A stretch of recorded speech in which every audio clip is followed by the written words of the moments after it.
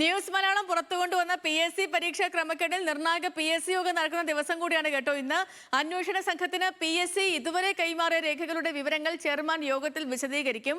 ഉത്തരക്കടലാസുകൾ മൂല്യനിർണ്ണയം നടത്തിയ on screen മാർക്കിംഗിന്റെ പരിശോധനയ്ക്കായി പ്രത്യേക അന്വേഷണ സംഘം ഇന്ന് ഉച്ചയോടെ PSC ആസ്ഥാനത്തേക്ക് എത്തും. മൂല്യനിർണ്ണയത്തിന് മേൽനോട്ടം വഹിച്ച ഉദ്യോഗസ്ഥരുടെ വിവരങ്ങളും ശേഖരിക്കും. അനുരു അശോകൻ വിവരങ്ങളുമായി ചേർന്നുണ്ട്. അനുരു, ഗുഡ് മോർണിംഗ്. അർജന്റീന പോയതിന്റെ ഒരു സങ്കടം അനുരുവിന്റെ മുഖത്തുണ്ട്. പക്ഷേ എങ്കിലും വാർത്തകളിൽ നമുക്ക് ആ ഒരു സങ്കടം ഇല്ല. നമ്മൾ വളരെ ഊർജ്ജത്തോടു കൂടി തന്നെ വാർത്തകൾ വീണ്ടും പ്രേക്ഷകരിലേക്ക് എത്തിക്കും. പ്രത്യേകിച്ച് PSCയിലെ ക്രമക്കേട് ആദ്യം പ്രേക്ഷകരെ അറിയിച്ചത് അനുരു അശോകനാണ്. അപ്പൊ അതുകൊണ്ട് തന്നെ ഇന്ന് PSC ആസ്ഥാനത്ത് വളരെ നിർണായകമായ യോഗവും നടക്കുന്നുണ്ട്. അപ്പൊ ഇന്ന് എന്തൊക്കെ നമ്മൾ പ്രതീക്ഷിക്കണം?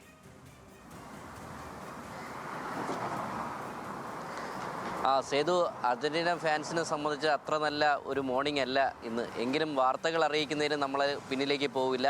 എന്തായാലും ന്യൂസ് മലയാളം പുറത്തു കൊണ്ടുവന്ന ഈ ഒരു ആസൂത്രണ പരീക്ഷാ ക്രമക്കേടിൽ ഇന്നൊരു നിർണായക PSC യോഗമാണ് ചേരുന്നത്. രാവിലെ 10 മണിക്കാണ്. ഈ പറയുന്ന രീതിയിൽ നിലവിൽ MR ബൈജു ആസൂത്രണ ബോർഡിലേക്ക് നടത്തിയ സർക്കാരിൻ്റെ പ്രഖ്യാപിച്ച ക്രൈംബ്രാഞ്ച് അന്വേഷണത്തിൻ്റെയും PSC നടത്തുന്ന ആഭ്യന്തര വിജിലൻസ് അന്വേഷണത്തിൻ്റെയും ഒരു രത്നച്ചുരുക്കം ഇന്നത്തെ കമ്മീഷനിൽ അവതരിപ്പിക്കും. എന്തൊക്കെ വിവരങ്ങൾ കമ്മീഷൻ ക്രൈംബ്രാഞ്ചിന് നൽകിയിട്ടുണ്ട് എന്നുള്ള വിവരം കൂടി അദ്ദേഹം ധരിപ്പിക്കും. അതേസമയം മറ്റൊരു പ്രധാന കാരണം, ഈ ക്രൈംബ്രാഞ്ചിന് വിവരങ്ങൾ നൽകുന്നതിന് വേണ്ടി ചെയർമാൻ്റെ നേതൃത്വത്തിൽ ഒരു 9 അംഗ സെല്ല് അവിടെ രൂപീകരിച്ചിട്ടുണ്ട്.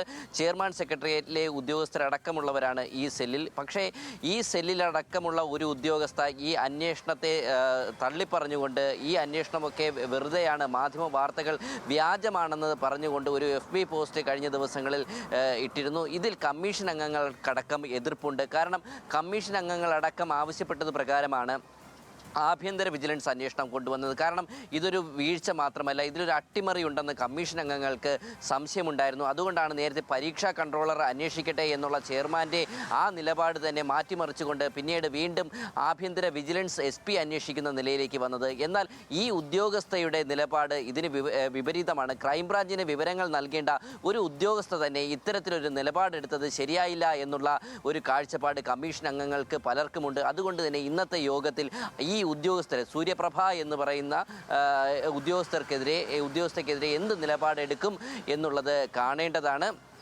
കൂടാതെ മറ്റൊരു വിഷയമെന്ന് പറയുന്നത് ഈ ചോദ്യപേപ്പർ മാറി നൽകിയതുമായി ബന്ധപ്പെട്ട് PSCയുടെ 10ാം തര 2ാം ഘട്ട പരീക്ഷ മാറ്റിവെച്ച ഒരു സംഭവമുണ്ട്. ഈ ഘട്ടത്തിൽ ഈ 2ാം പരീക്ഷ ഏകദേശം 2 ലക്ഷത്തോളം ഉദ്യോഗാർത്ഥികൾ എഴുതേണ്ടതാണ്. ഈ പരീക്ഷ എങ്ങനെ നടത്തണം, ഇതിൽ എപ്പോൾ നടത്തണം, ഈ വീഴ്ച വരുത്തിയ ഉദ്യോഗസ്ഥർക്കെതിരെ എന്ത് നടപടിയെടുക്കണമെന്നൊക്കെ പരിശോധിക്കും. കൂടാതെ ഇന്ന് അന്വേഷണവുമായി ബന്ധപ്പെട്ട് ഉച്ചയ്ക്ക് 2:30 ക്രൈംബ്രാഞ്ച് സംഘം ഇന്ന് PSC ആസ്ഥാനത്ത് എത്തുന്നുണ്ട്. ഈ ഓൺ സ്ക്രീൻ മാർക്കിങ്ങിൻ്റെ ഡെമോ കാണണമെന്നുള്ളതാണ് ഇവരുടെ ആവശ്യം. മൂല്യനിർണ്ണയം നടത്തിയതടക്കമുള്ളത് ഈ ഓൺ സ്ക്രീൻ മാർക്കിംഗ് വഴിയാണ്. അപ്പോൾ സ്വാഭാവികമായിട്ടും ഈ ഒരു അന്വേഷണത്തിൻ്റെ നിർണായക ഘട്ടത്തിലേക്ക് ക്രൈംബ്രാഞ്ച് കടന്നിരിക്കുന്നു എന്ന് വേണം സേതു കരുതാൻ. ഓക്കെ, ശരി അനുരു, ശരി. ഓക്കെ.